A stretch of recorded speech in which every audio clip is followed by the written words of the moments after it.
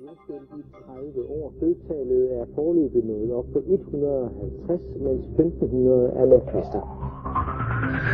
Internationale forskere har fundet spor af sprængstoffer i ruinerne af World Trade Center. I en ny videnskabelig artikel får det forskerne til at konkludere, at det formentlig ikke var sammenstødende med de to kaprede fly, der i 2001 fik World Trade-tårnene til at kollapse. Der er ikke så stor nyhedsværdi i det her, som du måske tror. Fordi at de 3 skyskrabere blev revet ned, det er der 100.000 af mennesker over hele verden, der ved. Fordi det har været krystalklart længe af mange andre grunde, end jeg kommer med her.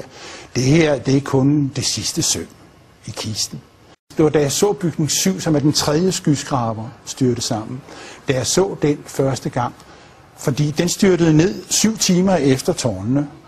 Og der var altså kun 2 flyvemaskiner. Så når man ser sådan en bygning på 47 etager, 186 meter høj, styrte sammen på 6,5 sekunder, og man er naturvidenskabsmand, så tænker man, what? Og så skal man lige se det igen. Og så skulle jeg se det igen. Og så trykkede jeg på knappen 10 gange, og munden røg længere og længere ned, fordi for det første havde jeg aldrig hørt om den bygning før, for det andet var der ikke nogen synlig grund til, at den skulle styrte sammen på den måde. Den styrter fuldstændig sammen, så der ser den sådan på 6,5 sekunder. The globalists know that more and more people are waking up to their control freak paradigm. 9/11 was done by people in our own government and our own banking system to perpetuate the fear of the American people into subordinating themselves to anything the government wants them to do. That's what it's about, and to create this endless war on terror. Fordi, som sagt, det er ikke the smoking gun, det her, det er the loaded gun. Og antallet af mennesker, som indser, at World Trade Center bliver revet ned, de vokser med tusindvis om dagen. Det er ikke noget, du bare sådan kan stoppe, så det skal nok komme. Well, I think that the 9/11 Truth Movement is something to be applauded. That the reason that it's so necessary is that there are so many unanswered questions, and those questions are unanswered because this administration won't answer them. I mean, it's that simple, okay? Now, if they come through with the answers, there wouldn't be all these theories, but they don't, okay? Now, why don't they? Well, they have something to cover up, and the 9/11 Commission, of course, was a master cover-up. We know that. Sibel Edmonds, tidligere FBI, fortæller, at de arbejdede sammen med Bin Laden og Taliban helt op til 11. september. En videnskabelig meningsundersøgelse, lavet af New York Times og CBS viser, at 84% af befolkningen ikke tror på den officielle version af 11. september. Lignende tendenser ses globalt. Hvis det ikke var en håndfuld vrede muslimer, som planlagde og udførte dette mesterkomplot mod verdens stærkeste militærmagt, hvem var det så? Kan regeringer virkelig finde på at skabe terror mod sin egen befolkning? Without an enemy image, you cannot have an oligarchical society. Ultimately, that's the why. Because if you look at this, you say, terrorism, endless war, why? Who benefits? Those who benefit are the beneficiaries of the current system, financiers primarily. They feel that without the diversion of a war, they cannot maintain social relations, property relations in the current form. And this they are determined to do. So they have manufactured, in a complete hysteria, a largely fictitious external enemy. You remember 1984 by George Orwell. Julia at one point says, I don't even think there is a war, it's just a fake to keep people under control. Det er et faktum, at regeringer altid har brugt frygt og trusler til at kontrollere sin befolkning med. En falsk flagoperation er en hemmelig operation udført af regeringer, selskaber eller andre organisationer, med det formål at vildlede befolkningen til at tro, at handlingen blev begået af en anden entitet. Der findes flere hundrede dokumenterede statssponserede terrorhandlinger blot i de sidste 100 år. Rigsdagsbranden i Tyskland den 27. februar 1933. Den hollandske kommunist Van der Lubbe blev hængt op på gerningen og dømt til døden.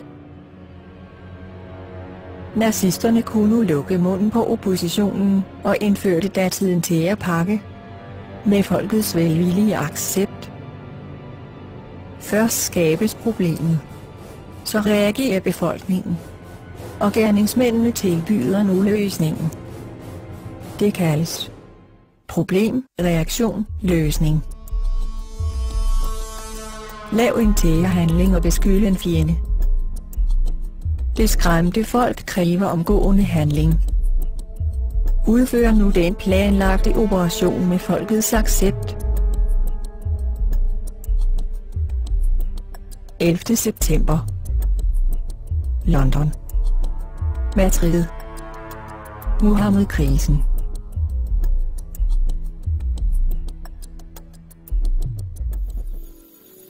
Når folk er bange, giver de villigt afkald på deres frihed, fornuft og grundlæggende rettigheder for en fast tryghed. Ron Paul.